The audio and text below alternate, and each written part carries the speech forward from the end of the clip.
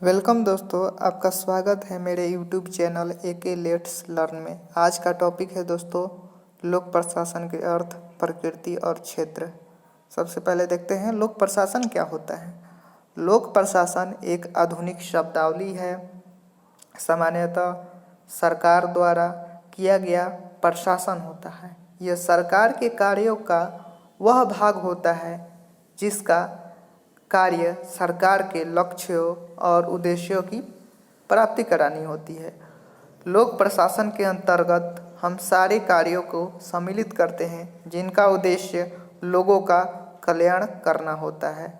Simon के अनुसार लोक प्रशासन का उद्देश्य लोकहित करना या जन कल्याण करना या लोक कल्याण करना होता है। मार्क्स के अनुसार जहाँ पर सार्वजनिक कल्याण की नीतियाँ बनती है उसे हम लोक प्रशासन कहते हैं। ये मार्क्स के अनुसार हो गया।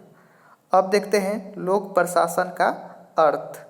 लोक प्रशासन के अर्थ को स्पष्ट करने से पूर्व प्रशासन के अर्थ को स्पष्ट करना उचित होगा।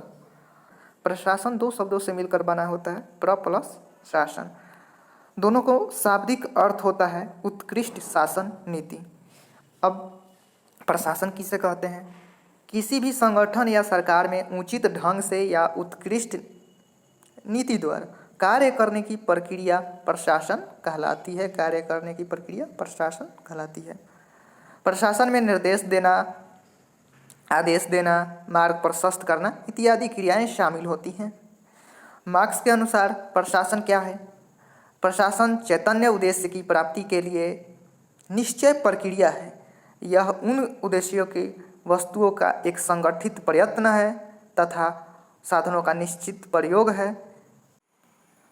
लोक प्रशासन दो शब्दों से मिलकर बना है, लोक प्लस प्रशासन। लोक प्रशासन का शाब्दिक अर्थ होता है जन कल्याण या व्यवस्था करना। कुल मिलाकर लोक प्रशासन वह प्रशासन है जो आम लोगों से संबंधित है, अर्थात जनता से संबंधित है। दूसरे शब्दों में कहा जा सकता है कि लोक प्रशासन के अंतर्गत वे सारी क्रियाएं आती हैं, वे सभी कार्य आते हैं जो सरकार द्वारा पदाधिकृत किसी संस्था द्वारा किया जाता है। सरकार द्वारा संपन्न क्रियाएं व्यापक, सार्वजनिक और लोकहित की होती है। लोक प्रशासन की विभिन्न विद्वान द्वारा निम्नलिखित परिभाषाएं दी गई हैं जो निम्नलिखित हैं।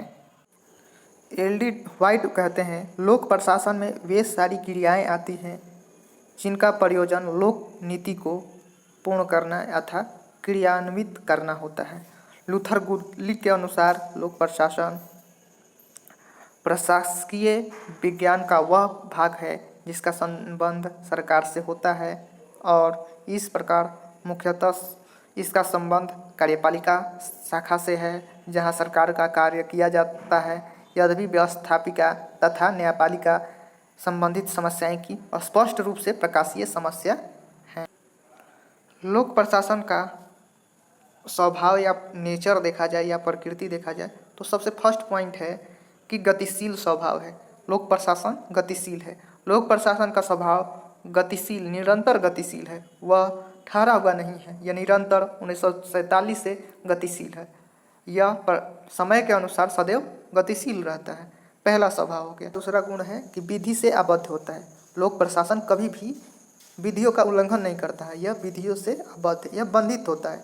हमेशा विधि जो व्यवस्थापिका कार्यपालिका द्वारा नियम लगाए जाएंगे, कानून पारित होगा, उसी के अनुसार ये लोक प्रशासन अपना कार्य करता है। इससे कभी उल्लंघित नहीं होता है। तीसरा है लोक कल्याणकारी। इसमें लोगों का कल्याण करना होता है। इसका तीसरा नेचर है कि ये लोगों का कल्याण जहाँ तक हो सके वहाँ तक करेगा। चौथा है प्रबंधन की कुशलता। लोक प्रशासन में प्रबंधन की गुण पाया जाता है। इसमें सब एक दूसरे से सम्मिलित रहता है, प्रबंधित रहता है। चौथा है औपचारिकता। लोक प्रशासन के कार्य करने की एक औपचारिक स्वरूप होता है। अब देखते हैं लोक प्रशासन का क्षेत्र। लोक प्रशासन का क्षेत्र। लोक प्रशासन एक निरंतर गतिशील अवधारणा है। यह संविधान से आबद्ध होता है। लोक प्रशासन कभी भी ठहरा हुआ नहीं है। इसका विस्तार विस्तृत है। तो इसमें मुख्य रूप से 4 दृष्टिकोण पढ़ा जाता है। पहला है व्यापक दृष्टिकोण, दूसरा है संकुचित दृष्टिकोण, तीसरा है पोस्टकार्य दृष्टिकोण, चौथा है लोक कल्याणकारी दृष्टिकोण।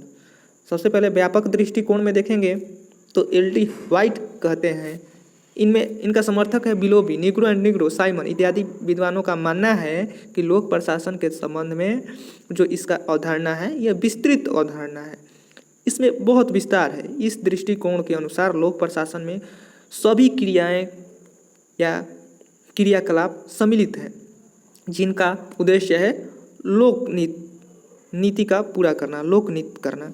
ठीक है, अब इसी संदर्भ में मार्क्स बताते हैं जहाँ पर सार्वजनिक कल्याण की नीतियाँ बनती है उसे लोक प्रशासन कहा जाता है। अब आगे देखते हैं संकुचित दृष्टिकोण। संकुचित दृष्टिकोण में साइमन, लूथर गुलिक इत्यादि विद्वानों का मानना है कि लोक प्रशासन जो है वो संकुचित दृष्टिकोण बताया जाता है। इसके अनुसार लोक प्रशासन का संबंध कार्यपालिका से है। लूथर गुलिक बताते हैं कि लोक प्रशासन के संबंध में केवल कार्यपालिका से संबंधित है। इसके अंतर्गत लोक प्रशासन का कार्य नीति निर्माण, निर्णय निर्माण, योजना बनाना, बजट निर्माण करना, यही इतना काम है। इसीलिए इसका व्यापक नहीं है, ये संकुचित दृष्टिकोण हो गया। पोस्टकार्य का दृष्टिकोण। पोस्टकार्य दृष्टिकोण में POSDCORB। अब इस दृष्टिकोण में सबका मानना है, सब विद्वान, लूथर गुलिक ऐसे विद्वानों का मानना है कि पोस्टकार्य के दृष्टिकोण से ये इसका क्षेत्र विस्तृत हुआ है। P से प्लानिंग यानी योजना, और O से ऑर्गेनाइजेशन संगठन, और S से स्टाफ कर्मचारी, D से डायरेक्शन निर्देशन होता है, कोऑर्डिनेशन होता है, R से रिपोर्टिंग यानी प्रतिवेदन देना, निर्देश देना, और B से बजट। ठीक है, अब इतना बात हुआ। इसके अनुसार ही पोस्टकार्य की दृष्टिकोण विकसित होती है। आगे देखते हैं, ये लोक कल्याणकारी होता है, ये लोक कल्याणकारी होता है। लोक प्रशासन के रूप में इसका दृष्टिकोण जन कल्याण या लोक कल्याण करना होता है।